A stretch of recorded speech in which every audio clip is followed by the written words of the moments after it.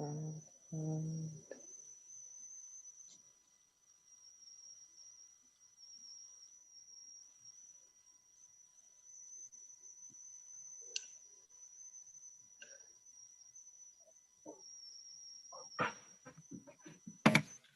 All right, we are live.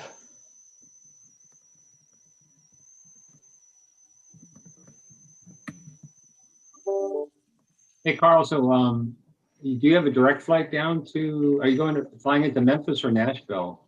To Memphis. So I'm going down. I'm getting off the Memphis airport and getting a rental car, and then we're Okay. going to drive to the different areas of Tennessee once I'm there.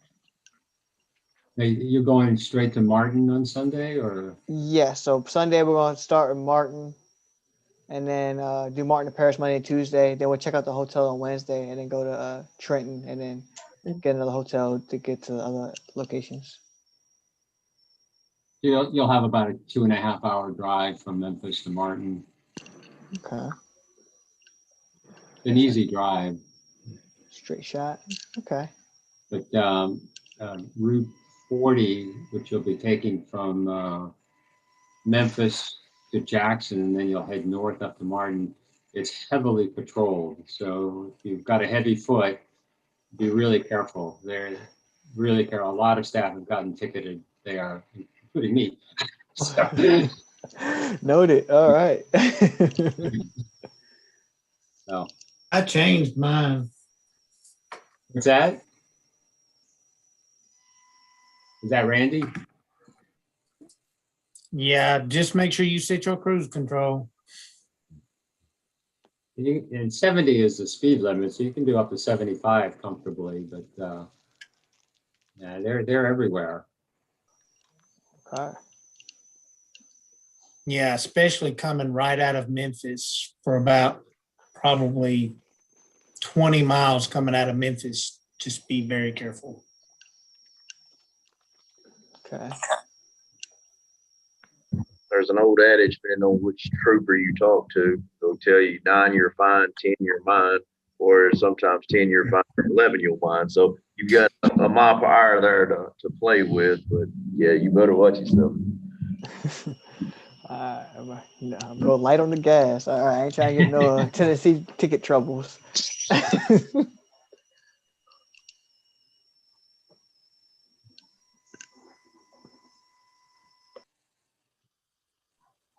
Yeah, my ticket wasn't for speeding. It was several years ago, five years ago or so. I was driving with Roger, remember our CEO for a few years there, and we were following our then state director, Julia, in Tennessee, and going 40 east, heading to Memphis from Jackson. And we passed, there were a couple of police cars on the side of the road that pulled somebody over, and went, right past them. Julia, I saw moved over to the left. And I typically do when I see cars on the side, just as a safety precaution, whether they're, safety vehicles or whatever it is. But for whatever reasons, I didn't. I kept going and passed them. And next thing I know, one of the cruisers pulls out and pulls me over. And I don't know what the heck. I know I wasn't speeding or anything like that. And as the trooper is walking up to the car, Roger, who's in the passenger seat, goes, in Arizona, where I'm from, you're supposed to pull over when there's emergency vehicles on the side. And now you're telling me. And that's what it was for not pulling over. And there are signs up and down the highway of pulling over, slowing down when there are emergency vehicles, or I forget how they classify it on the side. And I thought it said pull over. So I took it as like if they got their red lights behind you, you pull over, to stop. It didn't dawn on me. Then I did a little bit of research into it because I had never heard of that. And it's a law everywhere in the country except in DC. And I guess it's not in DC because there are no highways. But I felt really bad because I saw the genesis for it of, police officers, fire people, other emergency people getting picked off by cars as they're doing, traffic stops or helping people that have broken down, whatever it is. And I go, oh, I really feel like crap now. Um, I paid my fine and, did the meal call and since paid. I did. She said she was working on it. She was gonna email them to me. Okay. Yeah. Because I And was that actually, in the family and pick highway up improvement, this time, I don't see it. Yeah. So if she turns, I think that's all it is, and then the, killed. Everybody. Myself. Hey, should we get started? It gets 2:35, 2:36. Yep. We can get started now. So I'm gonna mute everybody, and George, you just unmute yourself once I do that, and then yeah, go ahead and go for it. Starting now. Hey, well.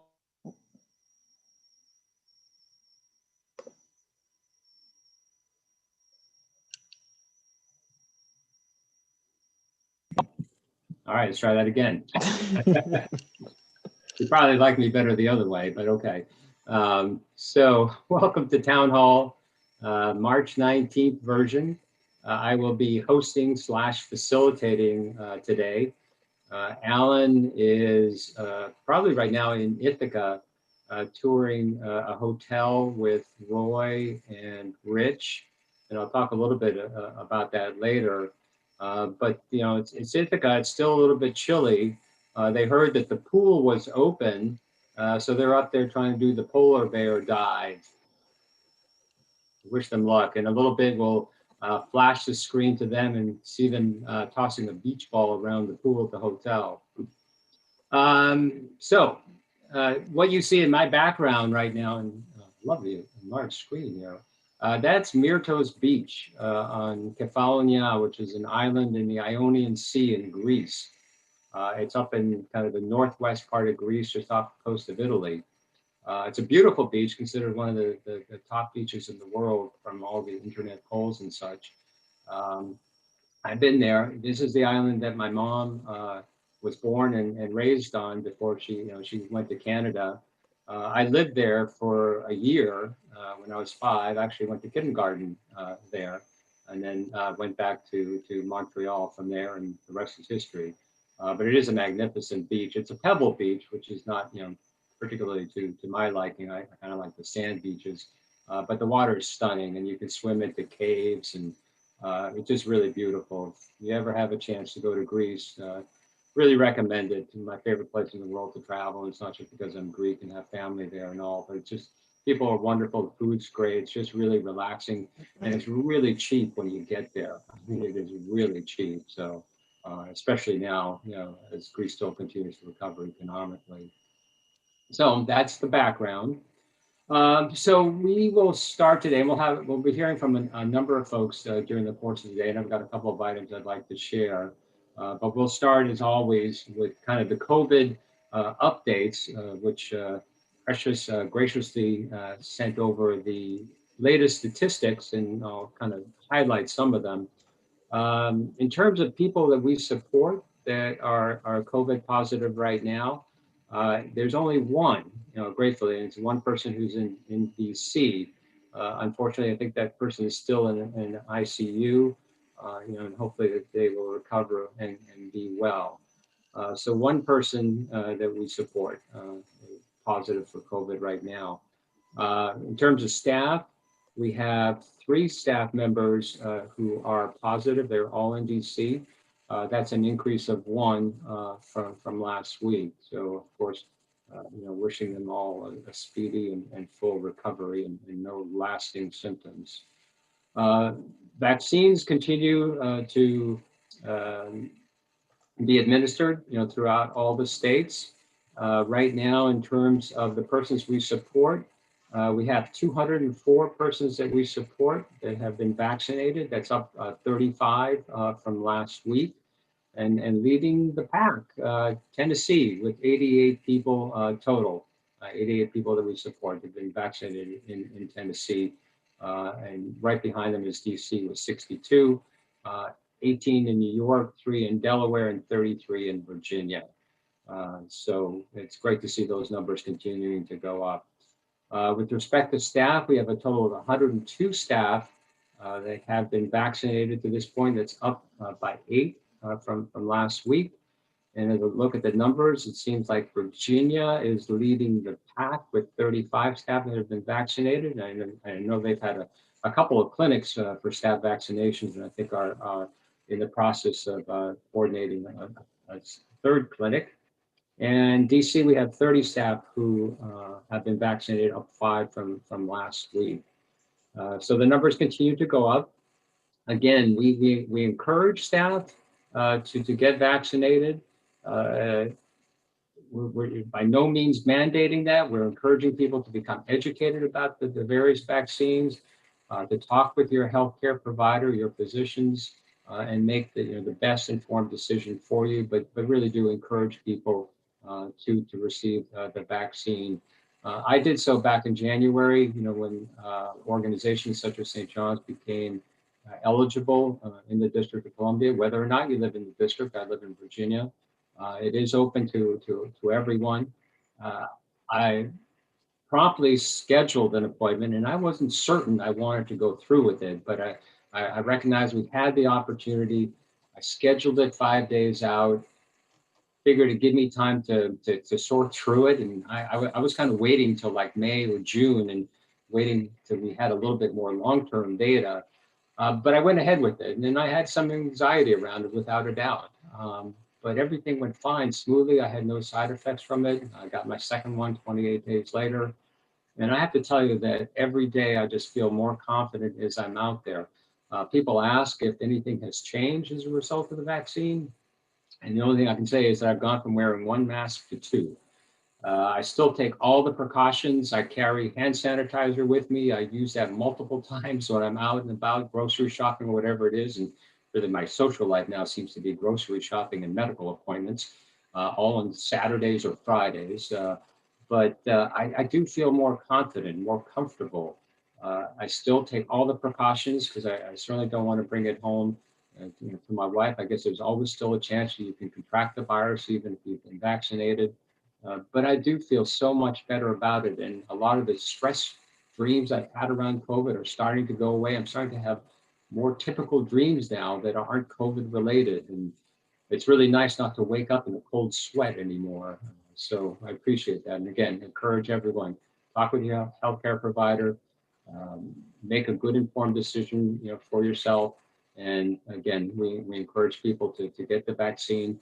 And if you do get vaccinated, be sure, if you can, again, it's not mandatory, but we really would love for people to inform HR about that, upload your vaccine card through Paycom so we have that as documentation.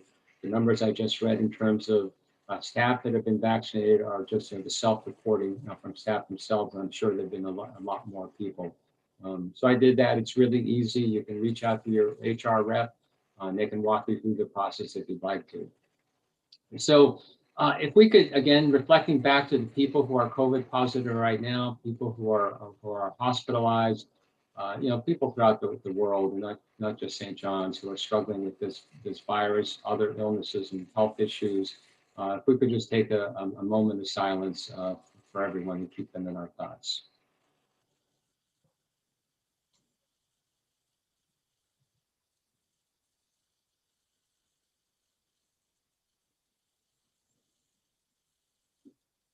Great, thank you. Hey, George, Yeah. you mind if I say something real quick? No, please. I'm glad that you mentioned about still being safe even after taking the vaccine, because remember, you are not fully vaccinated until 2 weeks after you get the second dose, or if you're taking the Johnson & Johnson 2 weeks after that single shot, because we did have one person who had their first vaccine, but they still, and they're in the hospital now, that still contracted COVID. So it may lessen the symptoms, but you are still susceptible to contracting COVID. So still remain cautious, still remain safe, even after being vaccinated. Yeah, absolutely. And vaccines are available, in all of our states. I'm looking here at some of the notes that Trisha sent along. And as of March 1st, in the District of Columbia, all individuals with IDD ages 16 to 64 are eligible for the vaccine. All our staff are eligible for the vaccine in DC, whether or not you live in district. Again, I mentioned I live in Virginia. I was able to get my vaccine back in January. Delaware, again, I guess they're just starting Group 1C rollout, which would be for the people we support. They've been going through 1A and 1B, and I don't know who came up with this classification scheme of 1As, 1Bs, 1Cs. I'm lost in all that. But in Delaware, the people we support are eligible.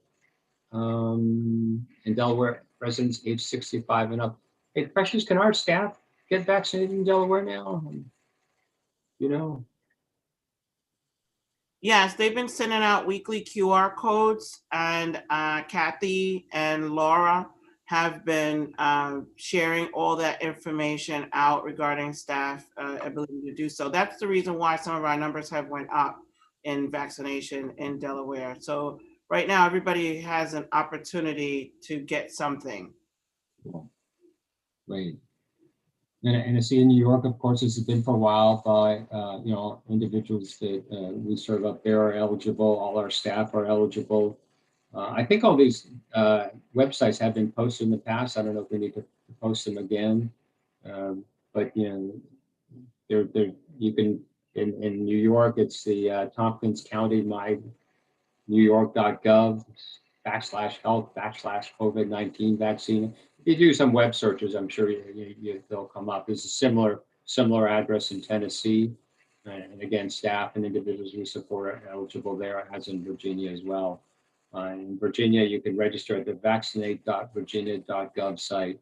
And my wife and daughter, who were both hesitant initially about getting the vaccine, have kind of turned around. I think in part having seen me be okay, and seeing friends and family around us now that are getting vaccinated, and they both registered and are waiting for their turn. George, we've actually seen that. I've actually noticed that in the past week or two here in Tennessee too. We've had a couple of staff that have decided to get vaccinated, and we've had at least one resident a day or two ago. Her conservator reached out and said, "I'd like for her to get it now." So we're starting to see that progress here too, that people are getting a little more comfortable with it, and they're kind of they wanted to kind of see how people react and all that, but we're seeing that kind of turnaround too. So we're excited about that. Nice. Yeah, that's what I figure. As more and more people get the vaccine and others are exposed to them and see how well they're doing and all that, more and more people kind of decide to go in that direction too. So it's great to hear. I know it's been a struggle in some places for us to get staff out there. But yeah, it's good to hear.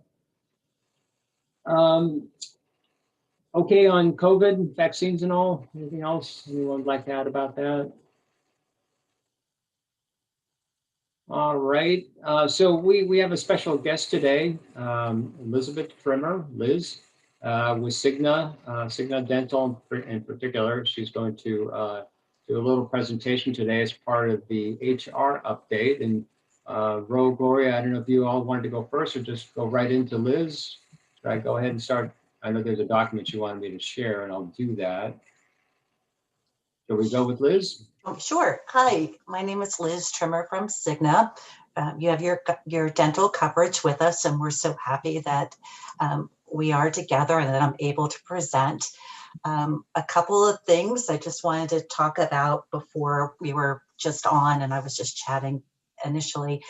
Those of us and those of you who take care of others, which you are, need to remember the importance to take care of yourself.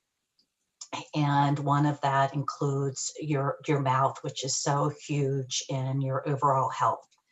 And by good luck, tomorrow is World Oral Health Day. Did I know it when I made the appointment to speak? No, but doing some research, I thought, oh, that's just good luck. So the theme for this year's World Oral Health Day is to be proud of your mouth and to focus on oral health for overall good health. So as you take care of your health, and that includes your mouth, because there's a really strong correlation between that. Thanks.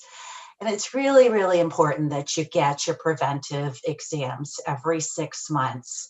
I know that dentists are open. Carl said that he went a couple of days ago, and he has his dentist right across the street, so he has a good reminder. But sometimes we just need a reminder to take care of ourselves and make the phone call to get that appointment. So once we have the appointment on the calendar, then just going COVID precautions are in place. So we're hoping that people get back to getting their 6-month dental cleanings. There is a correlation, of course, with overall health, but also with self-confidence. So a healthy smile makes us feel good. It goes a long ways to body and mind wellness. And one of our surveys that we did a while back says that 75% of individuals who visit the dentist regularly, at least twice a year, report very good self-confidence. So we all want to feel good about ourselves. And we do know that there's a correlation between oral health and overall health, and it comes through our gums. So nearly half of adults that are 30 or above have some form of gum disease.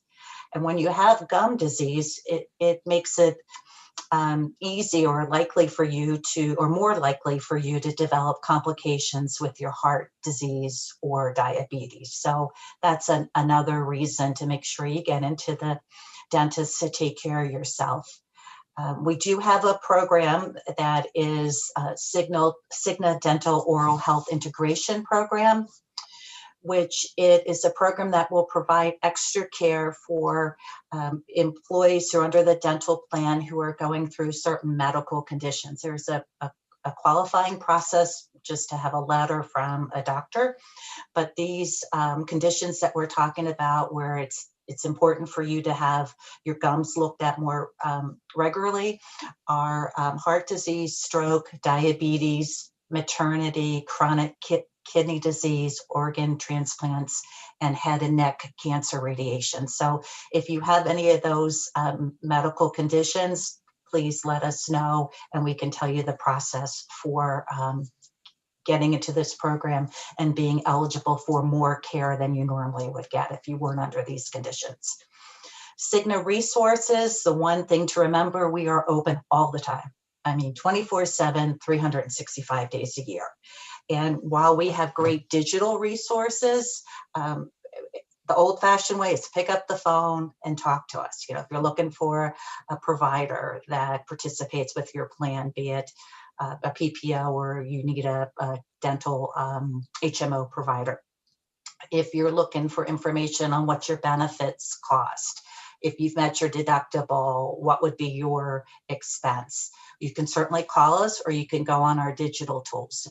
It's important for you to set up a MyCigna account. So then you can go on mycigna.com or MyCigna app and get information on your benefits and where you stand with your deductibles and whatnot.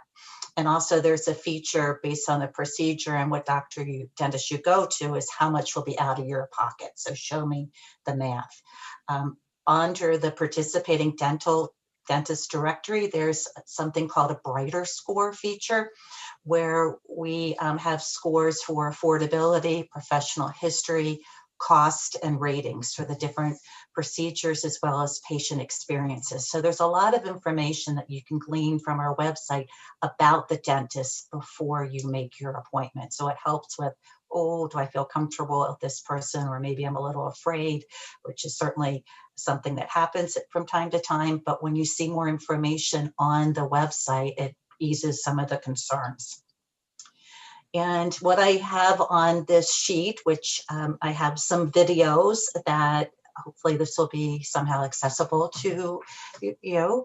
And then under Cigna.com, which is a website that's open to the world, we have lots of resources that are there. So we have resources on dental care and health, different quizzes that you can take about gum disease and cavities, risk, and things like that.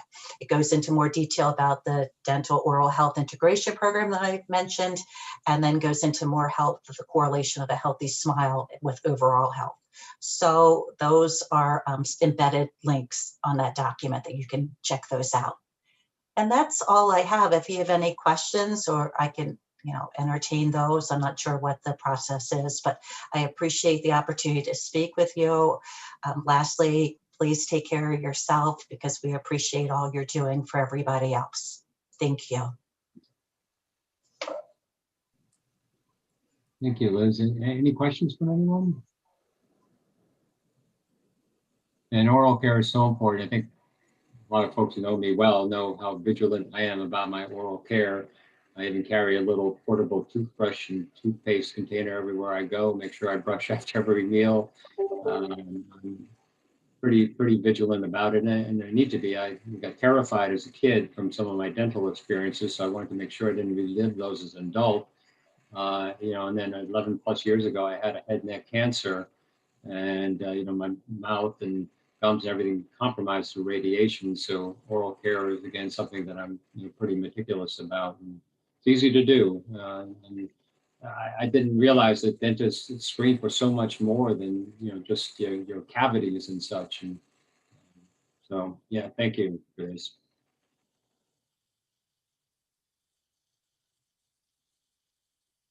We're good.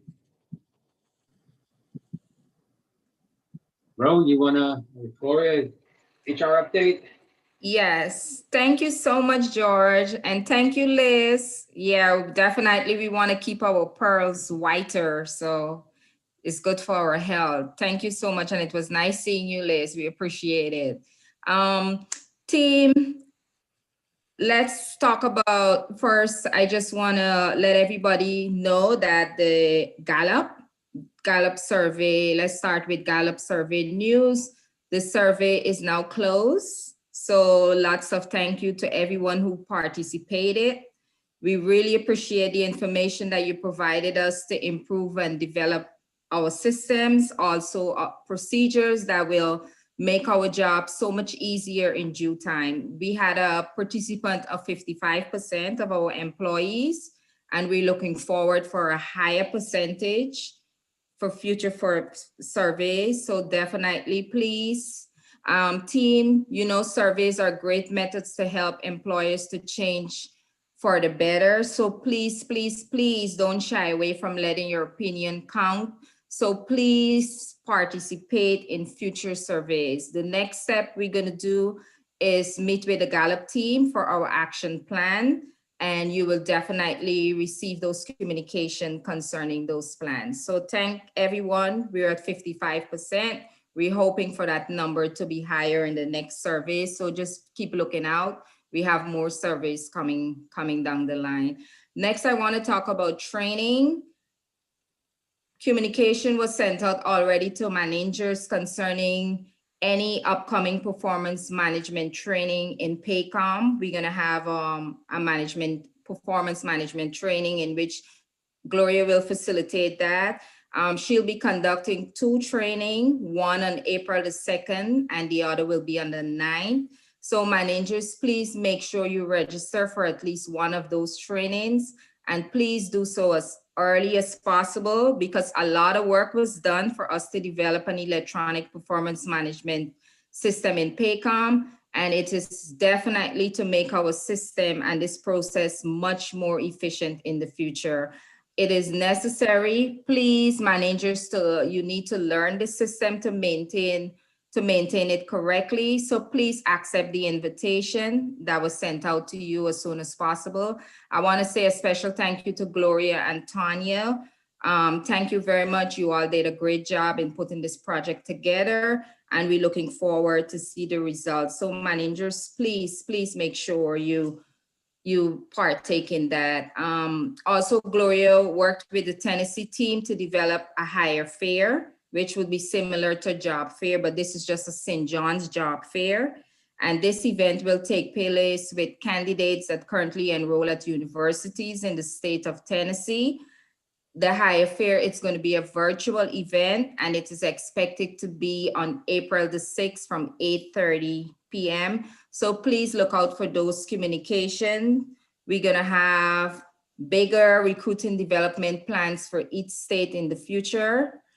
So please, everyone, please also remember to be a part of our recruiting force by referring candidates with great potential for this industry, because you'll have your referral bonus of $200 to gain. And finally, just for a message to all staff, please remember to go into Paycom, make sure your personal information, including your insurance benefits, are correct and up to date.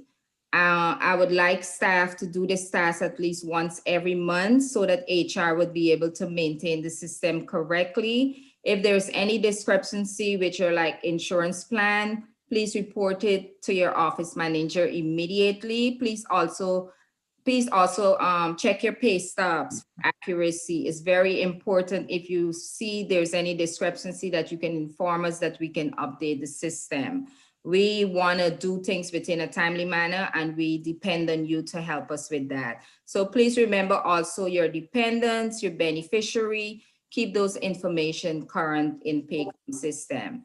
And that's all I have to say. Everyone, just enjoy the rest of your Friday. Happy Friday. Thank you, team. Over to you, George. Thank you, Ro.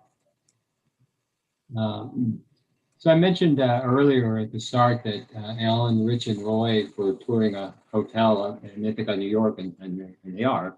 That wasn't a joke.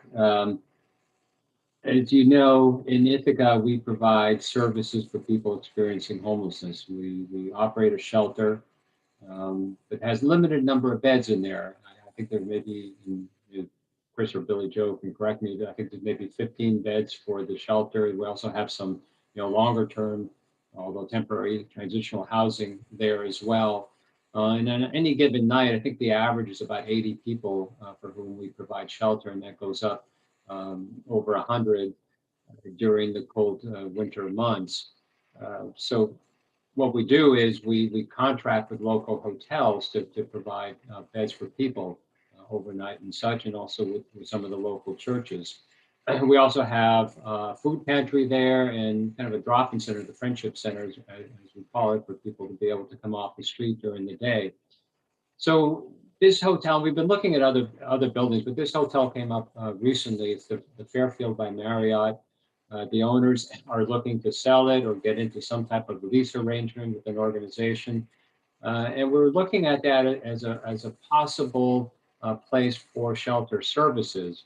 The hotel has 106 rooms, so it would be able to care for most of the individuals that we typically support on any given night, and may prove to be a cheaper option for us than what we're doing now with our hotel contracts and other arrangements for churches as well, and the lease that we pay on the shelter space.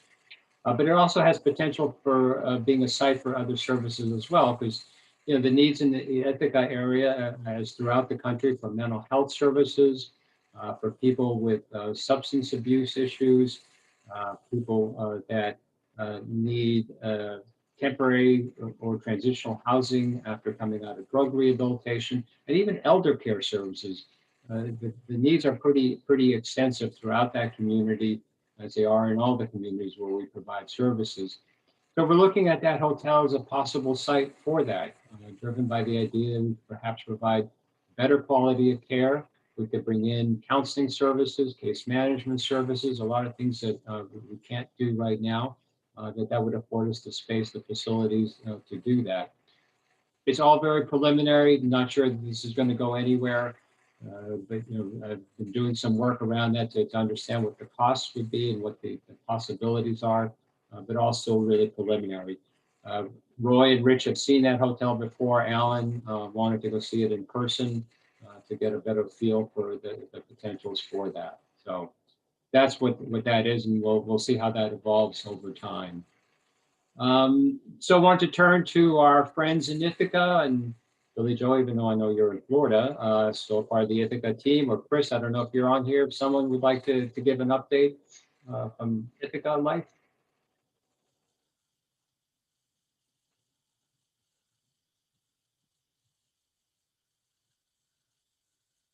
No takers?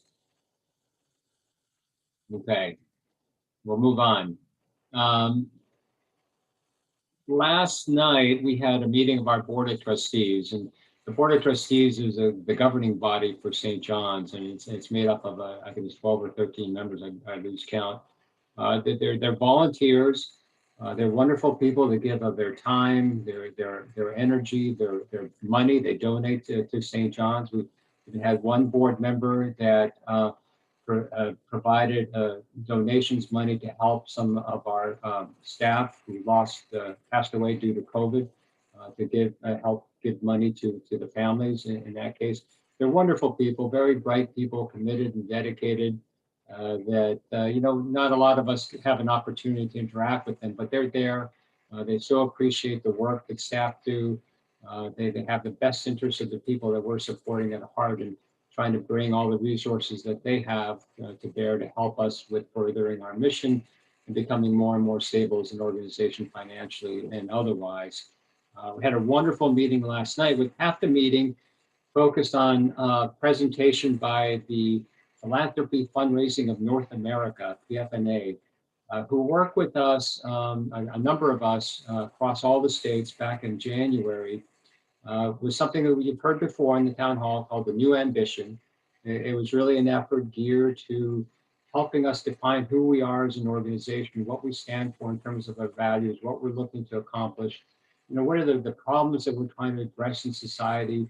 What are the solutions that we come to bring to bear to that? And how do we capture all that in nice stories that will be emotionally compelling to people, to want people to donate to us, to want people to become engaged in our work and help us in furthering our mission. And it was really invigorating, and the board was really moved by the presentation and what we've captured so far in terms of our new ambition, which will continue to roll out later this year, and everyone within the organization will get more and more exposure to that as we gear up for that. So it's really exciting. I'm looking forward to the rollout later this year, and looking forward to getting input on that from across the organization. So I use that to tee up Bessie, if you want to give kind of a development marketing update. Yeah, thanks, George. As you were talking about the board meeting last night in the presentation, one of the things that struck me was Linda Moore saying that for years she's been involved with St. John's. It could always struggled with how to succinctly say what we did, and that, what the work that we've done, which was really about PFNA helping us to pull out from our hearts what our passion is. And so I'm really excited about that and the success we saw with that, and looking forward to the work that we're going to be doing together as we start to, as George said, talk about this more and more with everybody in the company, because it's not just for the development and marketing team, it is for everybody in the company, because it is about the passion of the work that each of you do. And so that's going to be really something exciting that we're going to be working on together as the year continues. In other news, the newsletter just mailed out this week, and the email went out this morning. So if you're on our email list, you might have seen that. It's the same stories as what was included in the mail. We continue to highlight some of our participants in our email series during March for Developmental Disabilities Awareness Month. So that's got a couple more emails that are coming out with that. And then next month, our mail piece, which I'm really excited about, is going to include a postcard for one of our Art Options participants. And so we'll be mailing a postcard of an image of one of our participants and the work that they did, so that our donors can see that work and then use that to mail that postcard to somebody and share the work and really help spread the word about St. John's. So we've got, some exciting things coming up. Amanda Irwin and I were meeting today to go over kind of the mailings for the next couple of months leading into the summer and through the summer. So we're excited about that. We are working on the website still, and that hopefully the timeline is geared towards getting the new website up on August. My hope would be August 1st. It would probably be towards the end, but we'll keep pushing. And that's going to be really exciting, because I think that's going to be a great tool for fundraising, for programs, for people who are trying to look for a place and are sending families to our website for referrals. So I think it's going to be an awesome opportunity to really further who we are. And then I'm excited to say that we've got Chloe working a few more hours with us. She's been working with us for almost a year at this point. So she's working with Amanda Irwin on getting some pieces in place as we continue to spread out our messaging and look at PR. So she's helping to get some things that will help Amanda as we look to expand our PR and marketing efforts. So really excited about that. And Janine and Sandra continue to work within their states to help the programs there with Gifts in Kind, making relationships with other businesses and vendors in the states. And so we've gotten some good progress on that. So, and I think that's about it. Thanks, Bessie. Any questions, thoughts, comments from anybody?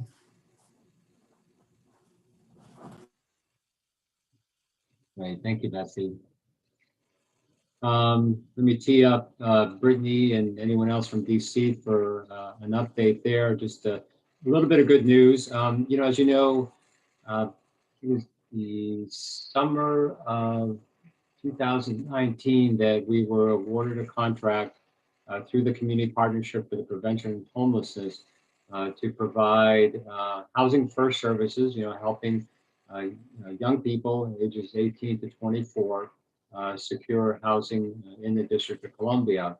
And we kind of built on our experience and success with that work in Ithaca to help us position and get that contract. And Quadria and Brittany did a lot of work in building the relationships within that community. Precious as well kind of brought us to the table. A number of us worked on a proposal and we were awarded that contract to start the OASIS program. They had just the last couple of months released another request for proposal. They were looking for someone that could provide what's called site-based transitional housing. What we're doing now with the OASIS program is called scattered housing. It's basically housing throughout the District of Columbia. Here they're looking for a single site facility where we could provide transitional housing for 10 youth, again, young people ages 18 to 24, as well as what they call rapid rehousing for another 10 young people. And that would be housing, again, kind of similar to OASIS, throughout the community. It's again to help put a roof over the heads of these young people, to help provide them with some security and stability.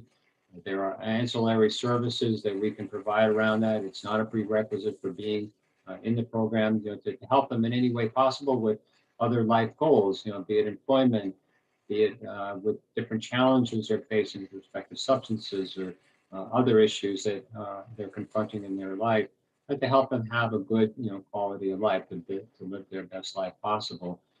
So we got through the first round, the first cut, if you will, and we've been invited to a virtual interview next Tuesday, where we'll present our proposal and our ideas and thoughts around that, and field any questions that the partnership has. And we're optimistic. It's great to get to this stage. If we do get this award, we'll be working with one of our board members for the site-based housing. And he said last night too that it is a great accomplishment to get to this stage because there's a lot of competition. He's really vested and involved in this community. He knows how difficult it is to get to the point where we will be on Tuesday. So more to come on that. We're cautiously optimistic that we might win this award and be able to expand our services for youth experiencing homelessness in the district. So with that, Brittany or anyone else from DC like to give an update on life in the District of Columbia? Hey George, hi everybody. So I'm multitasking, so I am outside. But you gave a really good highlight, which you stole it from me. But other than that, we're continuing to just get people vaccinated in DC. We're definitely forging ahead. Steve and the nurses and his team are doing a really great job at organizing, scheduling, and participating in the different clinics that DDS has set up. and that we've also been working with just individual pharmacies as well. We're still, taking proper precautions and making sure that everyone's safe. You mentioned that we did have one person who was positive in our program. She's still in the hospital where, prayerfully she will recover and return home soon. But in regards to on COVID topic, in Delaware, I just got, the notice, and I may have gotten it probably a couple of days ago, that they are starting registration for DSPs. And so the DSPs in Delaware are now eligible or capable of registering for the vaccinations out there. And so I'm going to try and send that out through ESCOM, just to make sure that everybody in Delaware has access to the links and the email addresses. I don't want to just blurt them out now because I really don't have them in front of me, but I also don't want anybody to misspell anything or not have the proper information.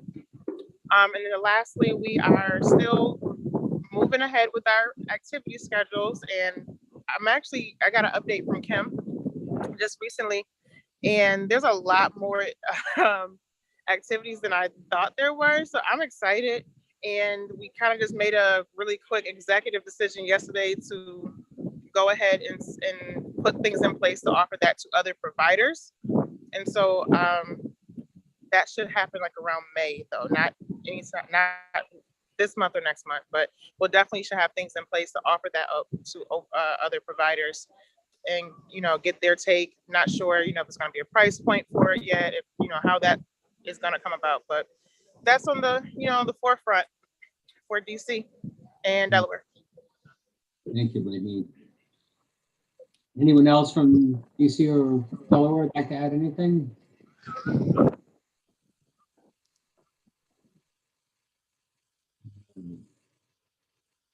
So kind of moving along with updates, I've had the privilege over almost 2 years now working really closely with all the staff in Tennessee, the regional program directors and others there, and it's just been a real joy. I'm looking forward to at some point soon traveling back down there. So I'd like to open it up for any of the directors, any of the staff from Tennessee would like to share things going on there.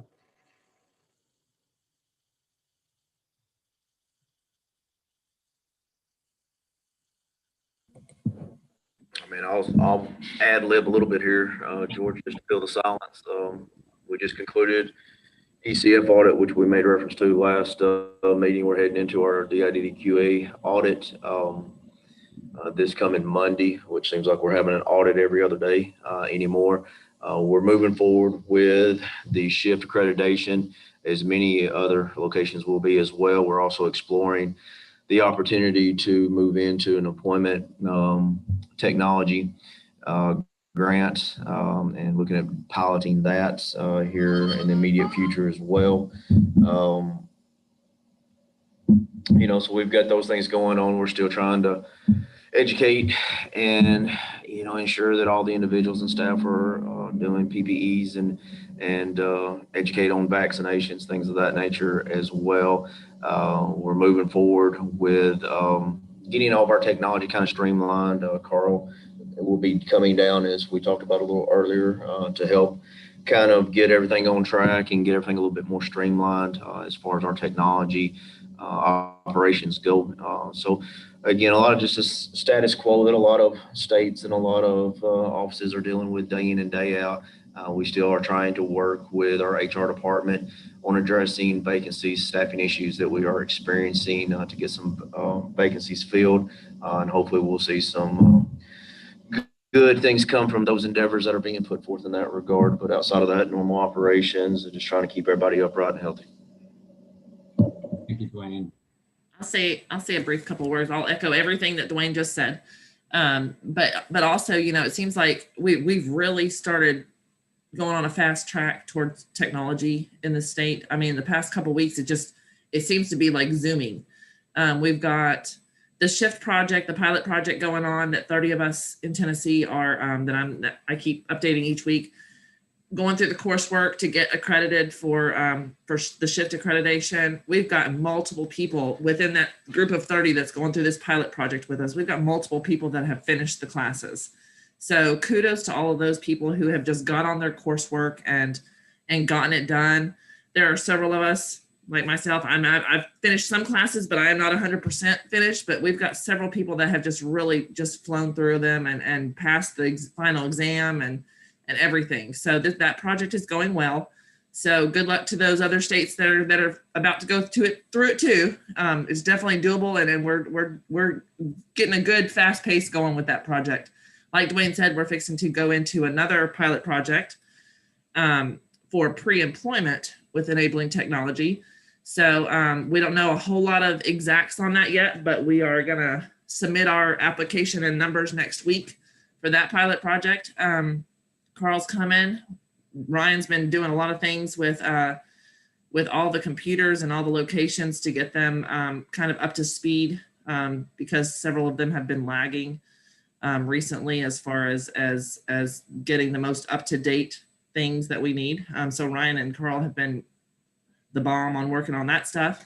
Here at Harlan Morris, we are gearing up to shoot a commercial soon. So the marketing team has been very involved in that. In the next few weeks, we'll be shooting a commercial here to try to get the census up, try to get the word out, more social media hits, more social community, more involvement in learning about us.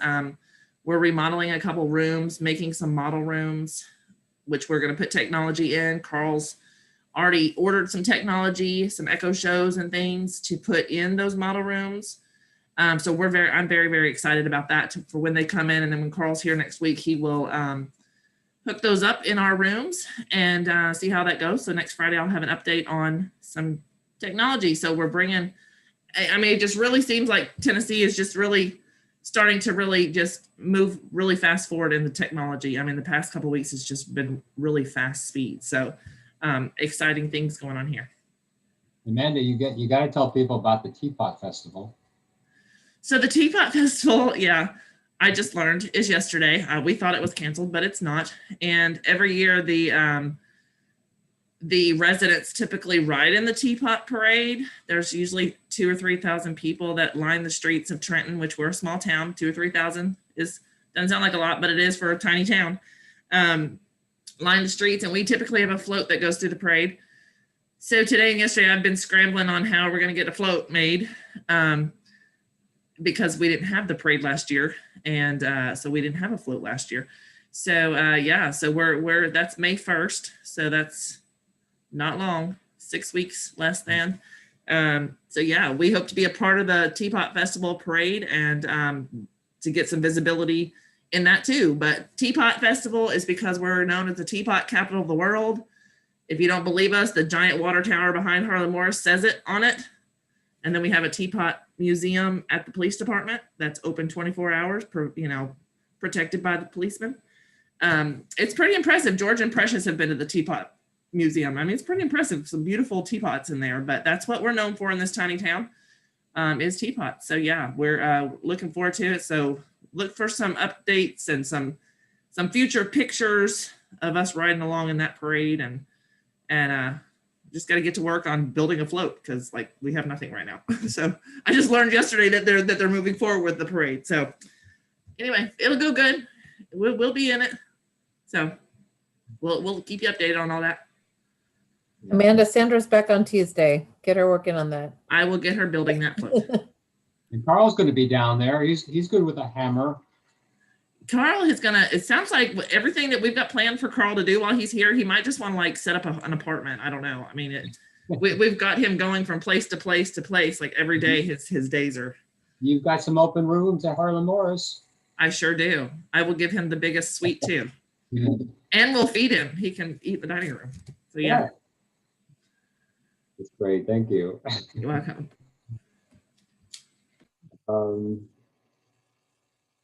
We good on Tennessee?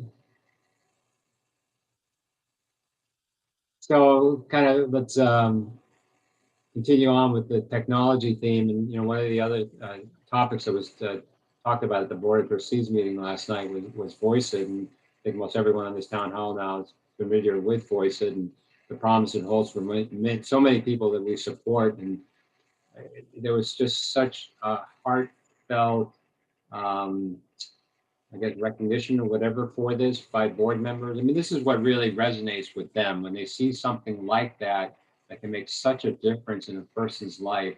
And that's why they're on a board and doing the work for us that they do. So they're just really heartened by Voice.it and all the potential that it has. So Precious, you want to give a little update on technology? Yep. Hey, Innovation, George, anything.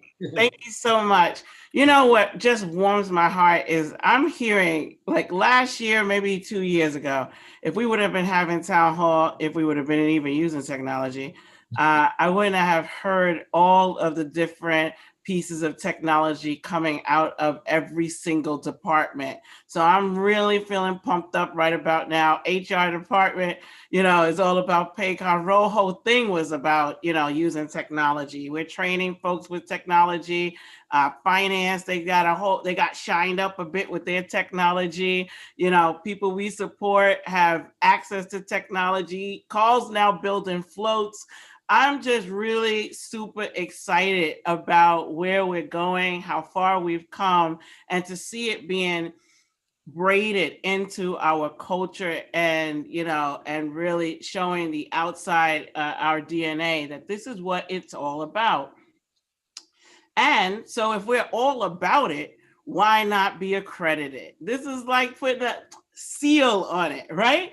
So this is like getting that badge on your arm if you're military. This is that extra comma. Everybody wants letters behind their name. Nobody even knows what the letters mean, but you want to put a comma and put some letters behind your name. And by getting accredited, it's us, St. John's, comma, accredited. That's what I like to see. And so we are currently really have taken off in Tennessee with the SCHIF accreditation. I'm happy to announce that SCHIF is now loading all the other names for the other states. And what Amanda has done, Amanda Newell, has set the bar high for the rest of the SCHIF leaders.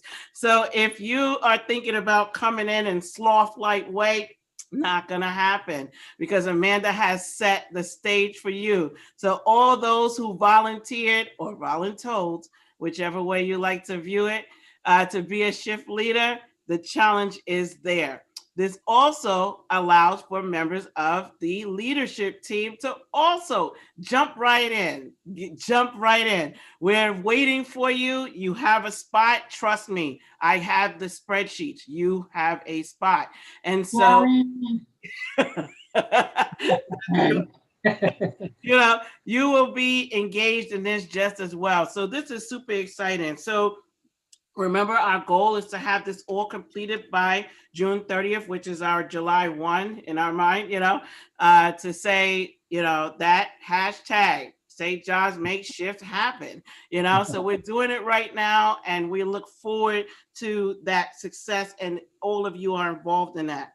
Additionally, while we're speaking shift and training and education, we St. John's, myself, have a seat as the co-chair of the tech committee in DC. And so we created this webinar series that I've shared with all your tech ambassadors that represent your state. What I'm asking you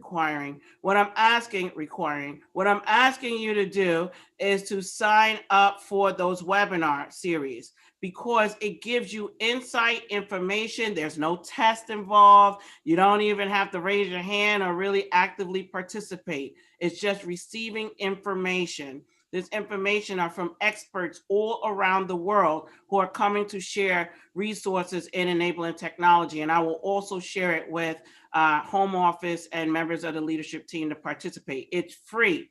We work very hard in our position on the tech committee to create this webinar series. So please, let's use it. It's free, except for the hours I put in on the tech committee, times that by my hourly wage. HR can tell you how much it really costs. But please join in on those webinar series, because this helps to support our agency's commitment to being tech first. It also helps to expand our competency in what's available, what are options, how do you use technology, and how do you use it for every single service line that we're in. We are embarking on using technology more so in employment services. Not many people know that we do have a few Oculus. This is the virtual reality. What we're looking at is how to use virtual reality.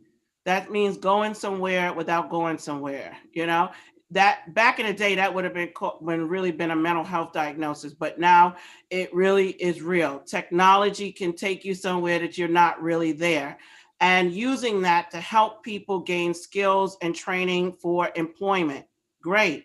Also have people be able to escape wherever it is that we are, escape it and go somewhere else to see something else. It also allow, like the elderly, to participate in events they might not have been able to participate in because they may have been in a nursing home, may have been hospitalized, or may have not been able to travel because of oxygen tanks and things of that nature.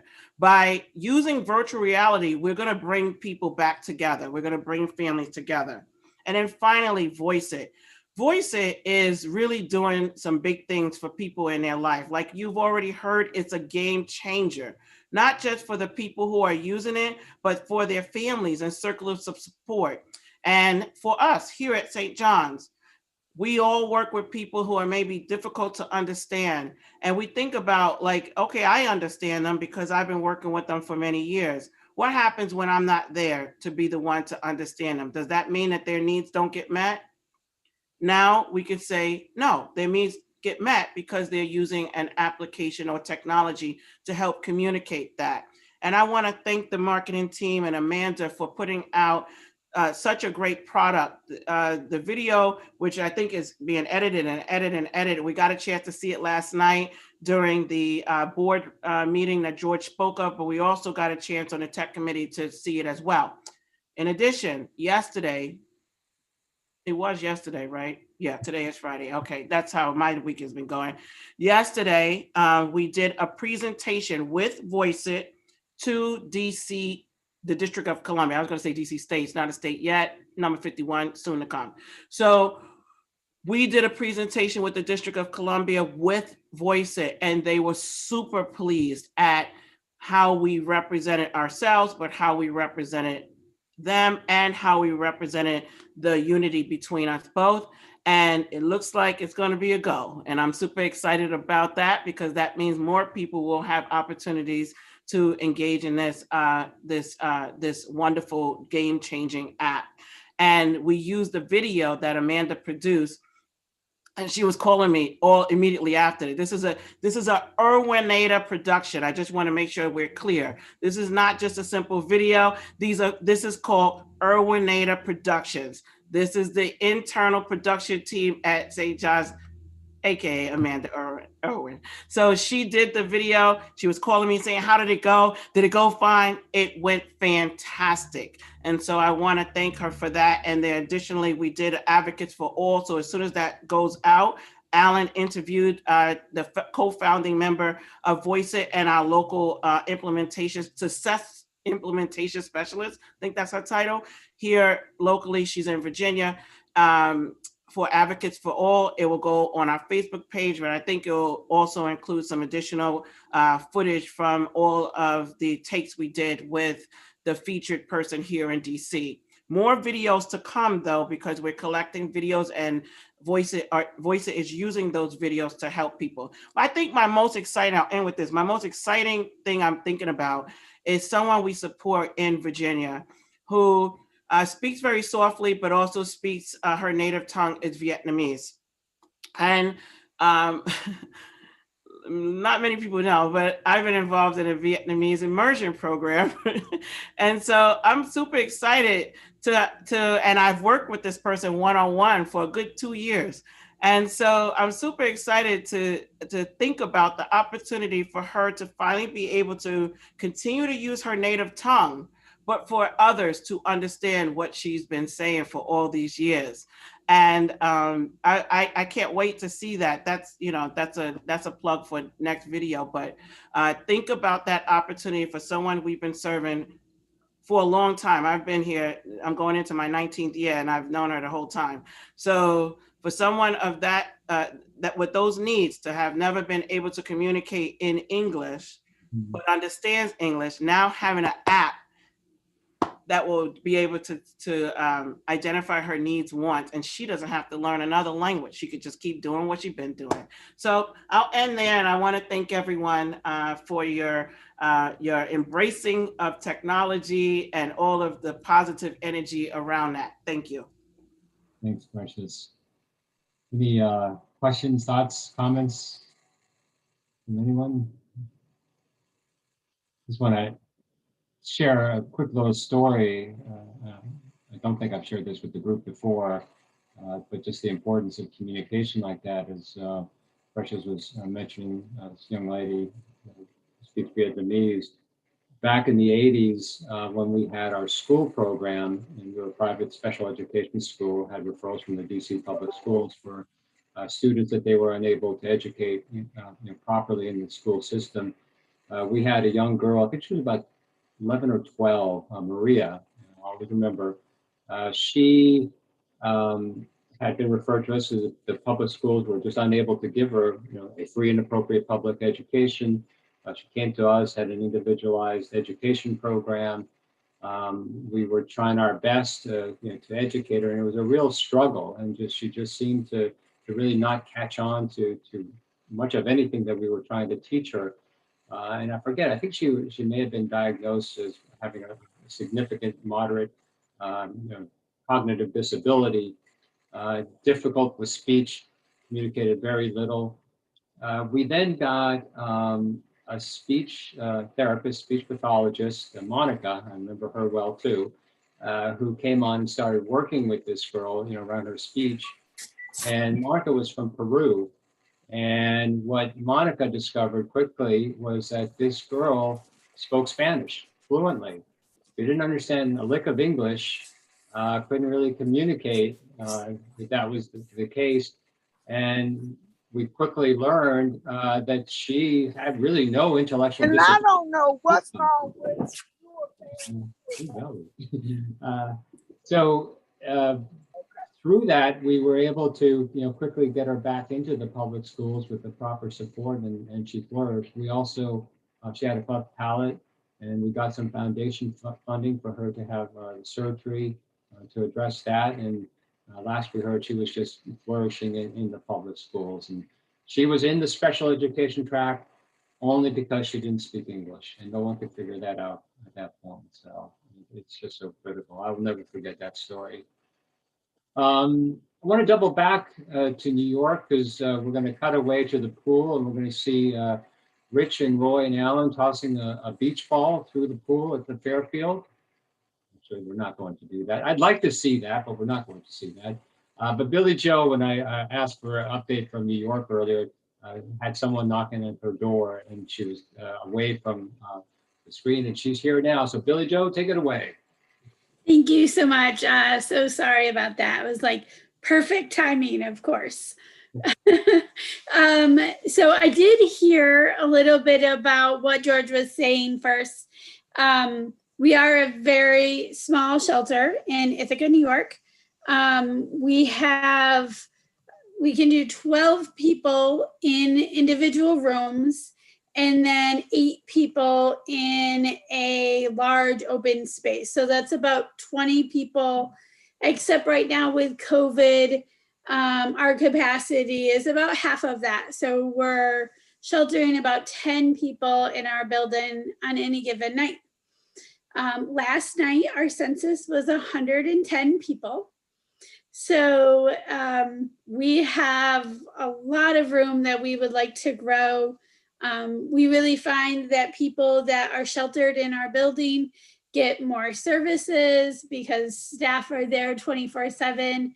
There's less overdoses and physical damage to rooms and things like that. And we really like to be in a place where we can shelter most of our population in our shelter.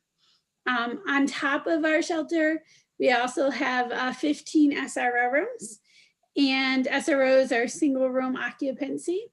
and it's really housing for people that are chronically homeless and people that might not be able to go out and get an apartment because of their past history or, and again, they've been chronically homeless for a long time.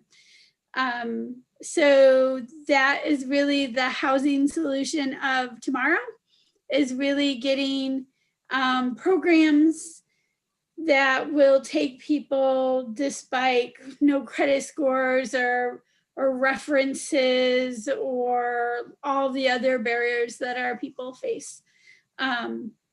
So we're all really excited about this project, and we really hope that we can be in a new building at some point. So just in other news, we're seeing the same thing. More staff are getting vaccinated. We recently had a shift leader get vaccinated. And really, once he got vaccinated, like his whole team got vaccinated, which was really nice to just see that increase in staff getting vaccinated. And we've had a pretty successful week at the shelter. We had 5 people move into housing, a family move into housing. It's been a little hard with COVID because in New York, there still is no evictions happening. Cuomo has really said that there's no evictions until he deems that evictions will happen. Though that's good and bad. When we're trying to move people into housing and nobody's moving out of housing, it makes it a little difficult to find housing. So it's been nice. I think it's been about 3 weeks in a row we've seen some movement. And I think that is because people are really hearing that New York is getting to a point where they're going to allow evictions. At this point, landlords can write letters, like 30-day letters, and then it goes to the court and then they get another 30 days. So it's about like 60 days. But people are hearing this, so people are moving and we're able to get people into housing again. With that said, we might get more population coming when evictions do happen. But we're working with a lot of other agencies. There's some money coming into New York. We're sitting on groups about how we can help avoid evictions. And there's some monies behind that. So we're working with a lot of different agencies to help people stay in housing as much as possible. So that's really it. Thanks, Billy Joe. Yes, thanks, guys. Any questions or thoughts, comments for Billy Joe and what we're doing in Ithaca? A number of us attended a virtual conference last week sponsored by the National Alliance to End Homelessness, and there were a number of sessions that focus on this very thing that we've been talking about with the hotel. And it's kind of a growing resource for people across the country, organizations such as ourselves, supporting people experiencing homelessness, looking towards hotels, motels as a way to increase capacity and resource for people. And the new relief bill, COVID relief bill that just passed Congress has about $5 billion in that for services for people experiencing homelessness, including to support the acquisition or leasing of hotels. So being recognized more and more as a model that has some really good promise for providing people with a roof over their head, short-term, long-term, transitional and such. Okay, we've got a few folks to go. I know one of the other things we talked about at the board meeting last night was our fiscal year 20 audit that we just got completed, and heard a little bit about this last week. Alan mentioned it. We had our best audit in probably a decade or more, and a lot of credit to Sherry and her team for having worked through most all of the deficiencies that were cited last year and have been repeat deficiencies for many years. Even worked out, there was only one significant deficiency, and that was around credit cards. But Sherry was able to pull together documentation and show the auditors that we really had in place the things that they said we didn't, and they pulled that off as well. So of course the board was really thrilled with it. It's really important because it's a way that it represents us too to the general public, certainly to donors, but also thinking in terms of banks and others as we look for financing to support some of our initiatives. With past audits, we couldn't even get a mortgage on the house we owned. But now with this audit, it's just really sparkling, and it's a really great accomplishment. So Sherry, update from the world of finance. Happy Friday, everyone. Hopefully you're having a great day. Precious, why are you smiling?